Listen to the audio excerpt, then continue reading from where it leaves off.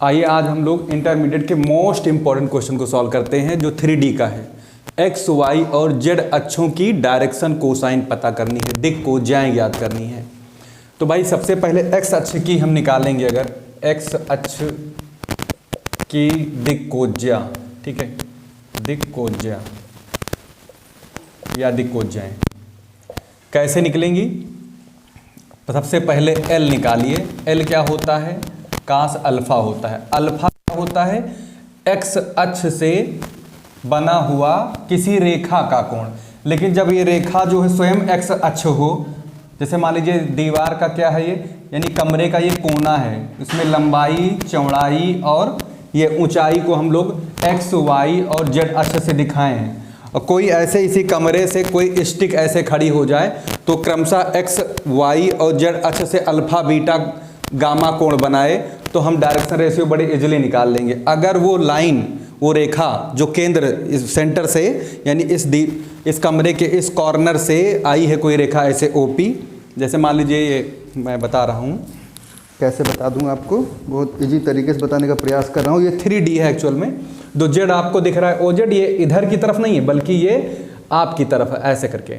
और कोई जो रेखा जो चिपकी हुई दिख रही, कोई जरूर नहीं कि रेखा वैसी ही हो, रेखा ऐसी हो सकती है इस प्रकार से, ये ऐसे निकल सकती है। ये लंबाई हो गई, ये ऊंचाई हो गई, ये चौड़ाई हो गई इधर को।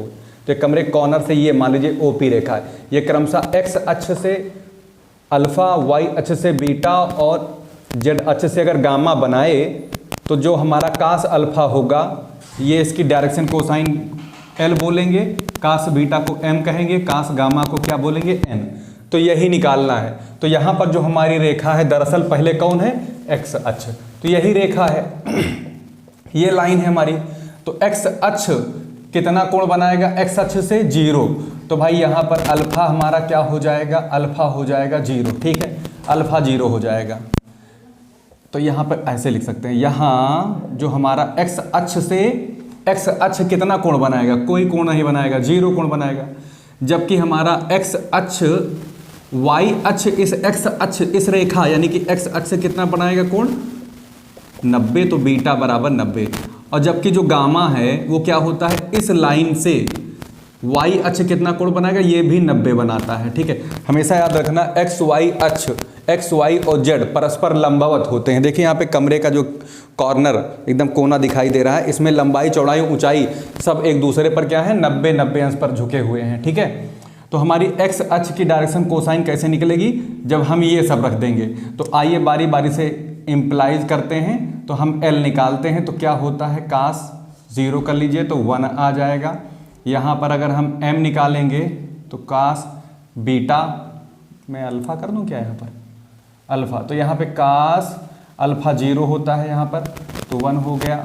यहाँ पर कास बीटा रखोगे एम बराबर, तो कास यहाँ पर 90, ये 0 हो जाएगा। और यहाँ से अगर हम एन निकालें तो एन को हम लोग कास गामा बोलते हैं। तो कास गामा भी यहाँ पर हमको पता है 90 होता है, ठीक है, ये 0 हो गया। तो डायरेक्शन कोसाइन एक्स अक्ष की क्या हो गई? तो इसलिए एक्स अक्ष की डायरेक्शन कोसाइन, एक्स अक्ष की दिक् कोज्याएं बोल सकते हैं हम, दिक् कोज्याएं क्या हो गई? कॉमा करके बढ़िया लिख देंगे 1, 0 और 0। ये आंसर आ गया एक हमारा। अब जब हम वाई अक्ष का निकालने जा रहे हैं, ठीक है, तो मैं लिख देता हूँ वाई अक्ष के लिए दूसरी बात। यहाँ पर ये पहला पॉइंट था मेरा, मान लीजिए फर्स्ट, ये सेकंड। वाई अक्ष के लिए, वाई अक्ष के लिए आप जानिए अल्फा क्या होगा? अल्फा क्या होता है? एक्स अक्ष से रेखा का कोण। अब रेखा आपकी कौन सी हो गई? वाई अक्ष। रेखा कौन सी बन गई भाई? वाई। ये लाइन है। अब इसकी हमको डायरेक्शन कोसाइन चाहिए, तो वाई अक्ष की डायरेक्शन कोसाइन कैसे निकालोगे? तो ये तो भाई एक्स अक्ष से कितना कोण बनाएगा?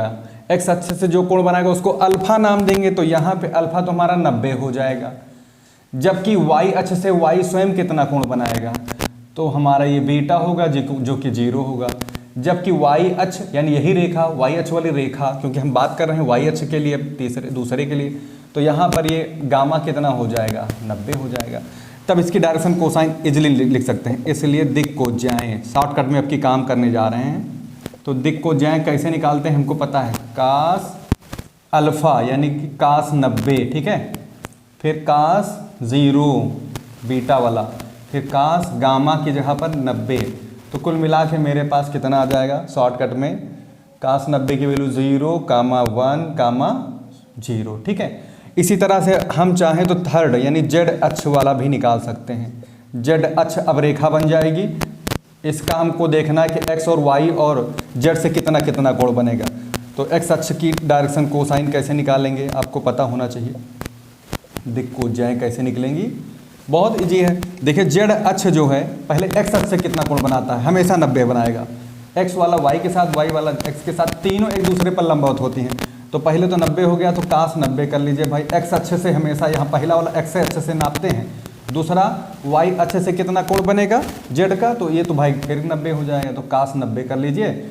और जो हमारा जेड अक्ष है, ठीक है, जेड अक्ष से कितना कोण बनाएगा, क्योंकि जेड अक्ष अब रेखा हो गई, तो रेखा ये वाली जो है जेड अक्ष से कितना कोण बनाएगी, वो भी कितना बनाएगी, 90 बनाएगी। सॉरी, जेड अक्ष से कितना कोण बनाएगा, 0, तो इसको कर लीजिए 0 यहाँ पर। ठीक है, तो कुल मिला के डायरेक्शन कोसाइन क्या आ गई, कास 90 की 0, यहाँ 1। तो इसको खूब अच्छे से रट लीजिए। एक्स अक्ष वाला, एक्स अक्ष की डायरेक्शन कोसाइन पूछे तो पहला 1 रहेगा, बाकी दोनों 0।